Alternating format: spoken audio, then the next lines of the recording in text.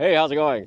I'm still here in the Seychelles on St. Francois Atoll, and we're continuing on with thinking about the recreational fishery and how we can do some science to inform best practices for catch and release, and to also inform conservation and management, thinking about the spatial distribution and where these fish move, thinking about how that overlaps where anglers are going, and thinking about how we can use that information to subtly change angler behavior, subtly change the fishing practices of the guiding operation that's here, in order to think about the long-term sustainability of an activity like fishing in a pristine area like this.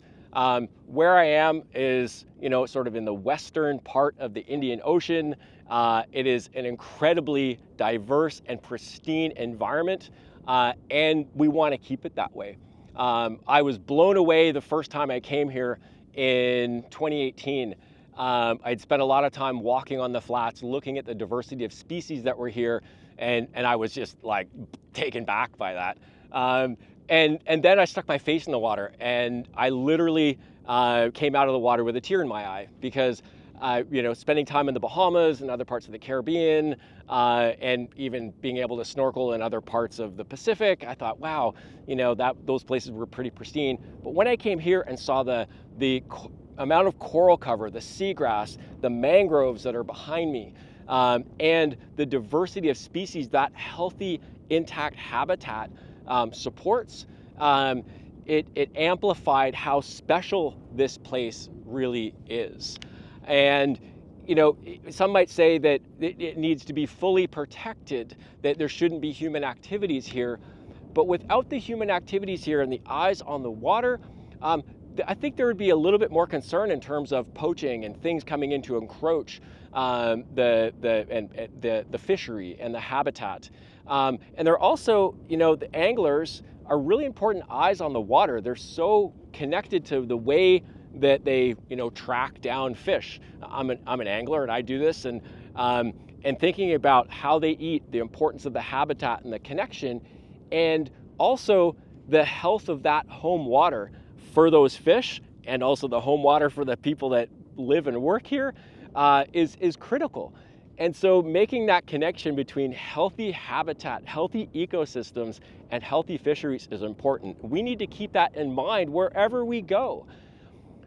Bringing it back to this place, that because of the pristine nature of the environment here, it allows us to look at how fish are using it in a relatively undisturbed state. This goes to the nature of the research that we've been doing on giant trevally, on bonefish, on milkfish. We've had some collaborations where we're working on mantas and soon a collaboration on sharks.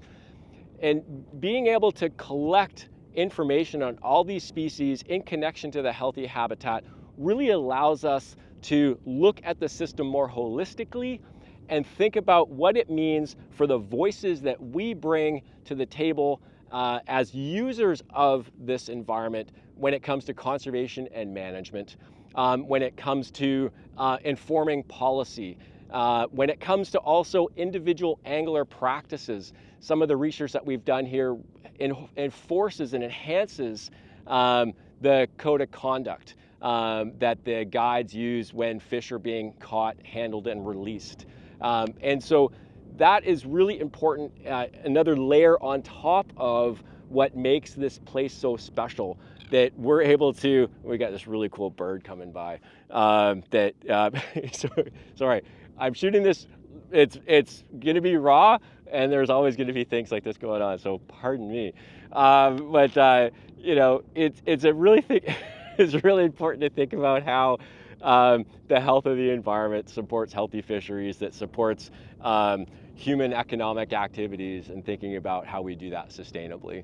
And so I'll continue to talk about that more in various places where I travel that maybe aren't as pristine as this, to think about how we as humans on the planet and users of the planet can be more informed advocates and activists for the places that we love and the health of the ecosystem and the health of the species. So yeah, we'll see you later on the next episode edition of Home Water Dispatch on YouTube, which is part of my Fish Forward channel. All right, see you all later. I'm gonna go back to fish. Bye.